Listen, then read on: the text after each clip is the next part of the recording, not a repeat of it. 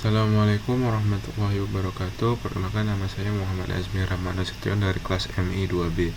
Kali ini saya akan membuat video tentang penjelasan konsep enkapsulasi dalam pemrograman berorientasi objek. Enkapsulasi itu sendiri adalah konsep dalam OOP yang bertujuan untuk membungkus data dan variabel-variabel agar hanya bisa diakses dengan metode tertentu atau metode yang setelah ditentukan. Tujuan dari enkapsulasi sendiri ada 3, yaitu data hiding. Jadi untuk menyembunyikan data selagi yang mengaksesnya itu tidak memiliki akses yang sudah kita tentukan. Lalu yang kedua ada control access dalam kita bisa menentukan data yang kita punya itu hanya bisa dibaca atau hanya bisa menulis, read or write. Lalu yang ketiga ada validasi, data yang ingin kita masukkan ke dalam parameter data yang sudah kita buat sesuai dengan ketentuan yang sudah dibuat. Misalnya data yang jika ingin memasukkan suatu angka tersebut harus bernilai lebih dari 0. Itu salah satu contohnya. Baik, dan dalam bahasa pemrograman Java biasanya ada 3 komponen utama di enkapsulasi, yaitu kelas. Kelas itu bersifat private. Kelas ini adalah sebagai wadah dari seluruh variabel-variabel dan metode yang kita buat. Lalu ada variabel itu sendiri. Variabel yang bersifat private itu dalam Java awal dengan sintaks private, lalu tipe data dan namanya. Baik, langsung saja kita lanjutkan ke contoh kodenya. Di sini kita sudah memasuki program yang sudah saya buat. Program di sini adalah sebuah ATM sederhana. Program dimulai dari saya di sini menggunakan JOptionPane sebagai tampilan menunya. Lalu di sini ada kelas yang menjadi wadah seluruh proses enkapsulasi di sini. Nah, nama kelasnya itu adalah mekanisme ATM yang bersifat sebagai kelas utama. Lalu di sini ada variabel-variabelnya, yaitu saldo dan pin. Saldo berbentuk double dan pin hanya integer biasa. Lalu di sini ada konstruktornya. Nah, dari konstruktor ini dia harus dinamakan sama dengan si kelasnya itu, dan dia bersifat public agar bisa diakses di kode main atau kode utamanya. Nah, dalam konstruktor ini ada 2 parameter dan menjadi suatu tipe data baru atau pengganti dari tipe data private ini sendiri. Di sini ada saldo awal dan pin user.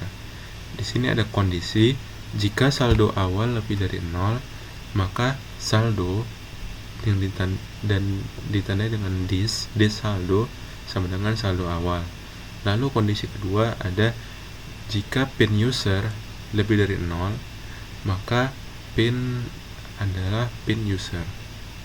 Lalu di sini ada getter atau metode untuk mendapatkan data yang sudah kita buat di sini. Sini isinya hanya sama. Di sini ada public, lalu tipe data yang tadi kita buat. Ya, kalau di sini double, di sini juga double. Lalu nama metodenya di sini saya buat get saldo. dan akan melakukan pengembalian nilai saldo. Lalu di sini ada juga get pin yang akan mengembalikan nilai dari pin. Lalu di sini ada setter, yaitu fungsi-fungsi yang mengolah data yang sudah ada. Di sini bentuknya public void. Di sini ada dua, yaitu deposit dan tarik. Untuk deposit itu parameternya ada juga jumlah. Jumlah itu maksudnya jumlah yang didepositkan. Di sini ada kondisi lagi, jika jumlah lebih dari 0 atau jumlah yang dimasukkan lebih dari 0, saldo ditambah sama dengan jumlah. Jadi saldo awal ditambah dengan jumlah. Lalu ada tarik, jika jumlah lebih dari 0 dan jumlah kurang dari sama dengan saldo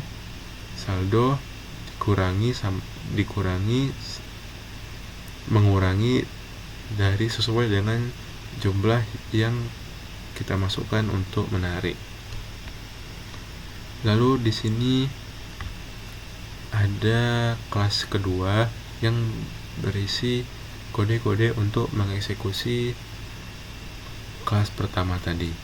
Di sini saya buat public class ATM sederhana. Lalu di sini seperti biasa ada public static void main-nya sebagai penanda ini ada kelas main. Di sini kita memanggil kelas yang tadi mekanisme ATM dan menggantinya dengan suatu komen atau nama pengganti si mekanisme ATM sebagai run ATM. Sini bebas, tapi saya buat run ATM aja. Dan kita juga mengisi parameter yang sudah dibuat di konstruktor tadi, yaitu saldo awal dan pin. Saldo awalnya di sini saya buat 500.000 dan pinnya 170808. Lalu di sini ada pilihan untuk switch case nanti. Lalu di sini pengecekan pin sebelum bisa mengakses menu. Di sini ada perintah untuk pin akan diisi oleh input dialognya CG option dengan teks masukkan pin Anda. Lalu di sini ada kondisi jika pin tidak sama dengan. Nah, untuk mengakses data kan di sini kita udah pokoknya semua yang jika kita mau mengakses data di mekanisme ATM di kelas ATM sederhana, kita harus menggunakan komen run ATM, dan untuk mendapatkan data komennya adalah get pin. Jadi jika pin tidak sama dengan pin yang sudah kita masukkan tadi, get pin, maka ada pesan yang menyatakan pin yang Anda masukkan salah. Lalu program akan berhenti jika pinnya salah. Jika benar, ada looping do while di sini dan dimulai dari menu. Menunya di sini saya buat dalam bentuk tipe data string dengan petik 3 ini, saya lupa namanya. Jadi di sini ada menunya untuk setor tunai, tarik tunai, cek saldo, dan keluar. Lalu menu ini mengisi tipe data pilihan yang tadi. Jadi dia akan semua yang diinput user di saat menu muncul akan disimpan ke tipe data pilihan, dan di sini yang akan memanggil menu yang sudah kita buat tadi. Lalu di sini ada switch case. Switch case ini parameternya adalah pilihan yang sudah kita masukkan. Nah, jika user memilih satu, yaitu deposit atau setor tunai, kita nyatakan lagi tipe data jumlah di blok code utama ini, lalu jumlah akan diisi dengan input dialog juga yang memberi pesan masukkan nominal deposit. Lalu ada kondisi di mana jika jumlah kurang dari 0, maka deposit tidak valid dan programnya akan berhenti. Lalu ada yang kedua, yaitu jika jumlahnya lebih dari 0, maka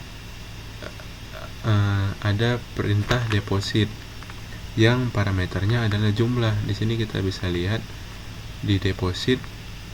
Nah, berarti jumlah yang kita masukkan di menu di tampilannya nanti akan menambah jumlah saldo dan mengisi parameter double jumlah ini. Lalu ada pesan deposit akun Anda berhasil, saldo saat ini ya ini dijalankan lagi get saldo. Lalu jika user memilih menu kedua yaitu tarik tunai, konsepnya sama. User akan memasukkan jumlah yang ingin ditarik, dan jika jumlahnya kurang dari 0 juga akan ada pesan penarikannya nggak valid. Nah, bedanya di sini jika saldonya udah habis dan atau jumlah tarik tunai yang diminta lebih dari jumlah saldo yang tersedia, maka akan ada pesan mohon maaf saldo dari rekening Anda tidak mencukupi. Nah, jika kedua kondisi terpenuhi, yaitu saldo yang cukup dan jumlah yang ingin ditarik tidak melebihi jumlah saldo, maka kode akan menjalankan fungsi tarik, function tarik yang berarti mengurangi jumlah saldo saat ini dengan jumlah yang ingin ditarik. Dan akan ada pesan tarik tunai berhasil, saldo saat ini akan dijalankan lagi get saldo. Nah, jika user memilih 3 yaitu saldo saat ini, untuk ngecek saldonya ya udah komennya cuman memanggil jumlah saldo atau get saldo. Jika user mencet 0 atau keluar, berarti dia langsung break programnya atau berhentiin, dan cuma ada pesan terima kasih telah menggunakan ATM-nya. Jika yang diinput di luar dari case-case yang ada, akan muncul peringatan pilihan tidak tersedia. Semua program ini akan terus berjalan sampai pilihannya, selama pilihannya tidak sama dengan 0. Baik, ini kira-kira begini saja penjelasan untuk kodenya. Mari kita demonstrasikan dalam run. Baik, kira-kira segini saja demonstrasi kodenya. Saya akan coba menjalankan programnya. Oke, di sini langsung muncul ya tadi perintah masukkan pinnya. Kita coba dari yang salah dulu. Misalnya kita masukkan asal aja. Oke. Nah, akan ada peringatan pin yang Anda masukkan salah. Oke, kita jalankan lagi. Kita masukkan yang benar sekarang. Nah, di sini muncul menunya, yaitu selamat datang di ATM Bank Mandiri. Pilih jenis transaksi, ada deposit, tarik tunai, cek saldo, atau keluar. Kita mulai dari cek saldo awal dulu mungkin ya. Sini saldonya adalah 500.000 sesuai dengan yang kita masukkan tadi. Misalnya kita mau deposit, itu kalau mau deposit pencet menu 1 ya. Kita mau deposit 50.000. Nah, ada pesan deposit angkuran berhasil, saldo saat ini 550.000. Oke. Lalu Kita cek saldonya lagi, sama 550.000. Lalu kita tarik tunai. Kita tarik tunai mungkin 100.000. Nah, ada pesan tarik tunai berhasil, saldo saat ini 350.000. Kita cek saldo lagi, tetap 350.000. Gimana kalau kita coba tarik lebih dari saldo yang kita punya? Misalnya kita tarik 400.000, dan akan ada peringatan, mohon maaf saldo rekening Anda tidak mencukupi. Nah, kira-kira begini saja sih program yang saya buat.